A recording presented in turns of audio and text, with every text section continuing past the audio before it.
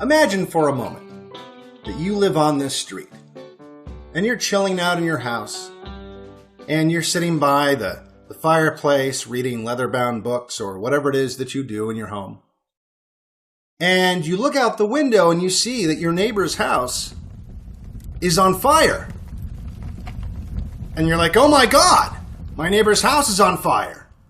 And you say, honey, we need to call the fire department. The neighbor's house is on fire. She says, oh no, it's okay.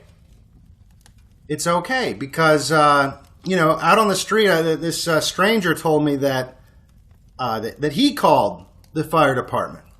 And so it's all taken care of. Don't worry about it.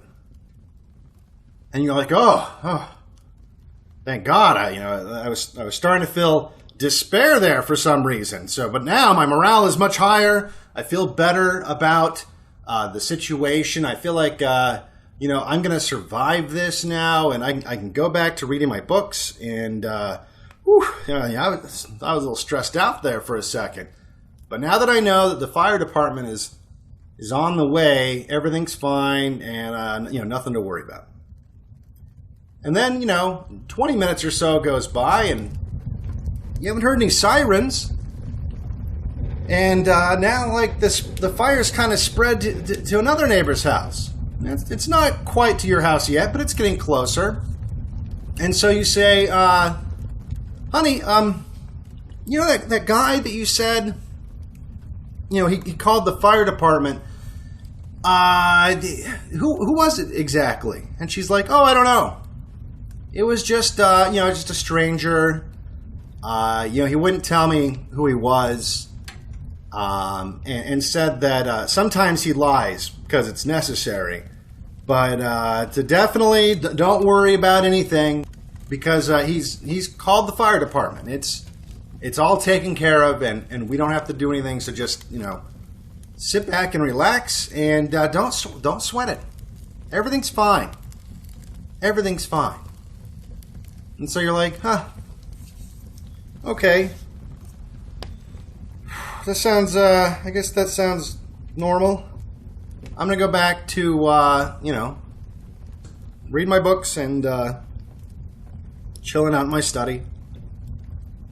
And then, another 15 minutes goes by and you're starting to think, it's been over a half hour now. The fire is definitely out of control now. It's kind of engulfed 2 homes. It is definitely getting dangerously close. It feels hot. It's getting a little hot in here. Hey, honey, that the anonymous guy that told you that he called the fire department. Are you sure this is someone we can trust? And she's like, oh yeah, it's fine. It's fine, And in fact, even if he didn't call the fire department, don't you feel better right now thinking that he did? Don't you feel so much better and more upbeat about the situation? Imagine if you thought that he was just lying to us this whole time, and imagine how crappy that would feel, right? Isn't it so much better thinking that he called because that's what's important, right? If we're going to survive this fire, what's important is that we believe that it's being taken care of, right? That our morale is high. That's the most important thing about surviving a fire is, making sure you've got high morale. You try surviving an inferno when you're in a bad mood. That is not good. So, even if he didn't call the fire department, it's totally fine. And of course, that's where we are in the QAnon story. And then, of course, the couple begins praising the fire department. Okay, it's been 35 minutes. It feels like they should have been there by now. Even if that guy didn't call them, at this point, someone should be putting out that fire, and no one's there. So, but that's fine.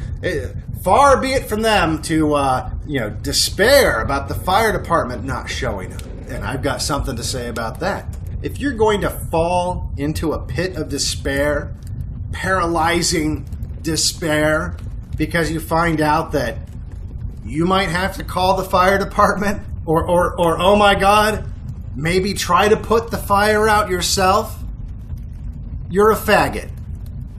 If that's going to put you into despair, then oh my God, you mean the fire department isn't going to put out because the only people that can put fires out, don't you know, is the fire department.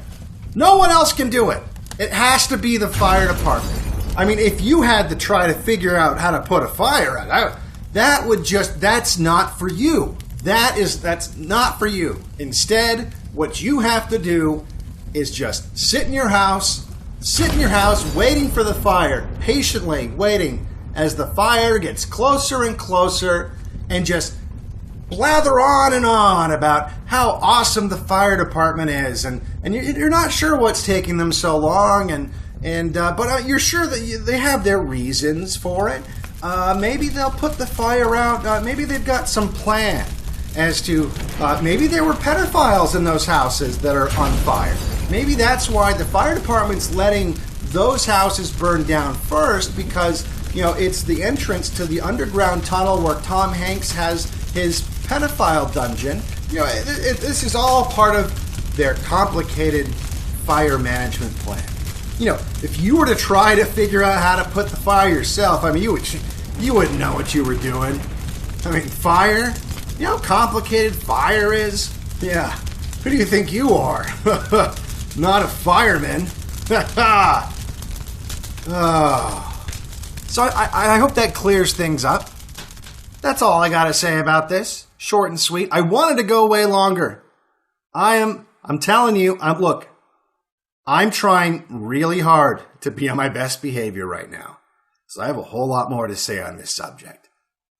And I will if I'm put in that position. But stop pushing fiction. Stop fucking pushing fiction. The West is dying because no one is facing reality. No one.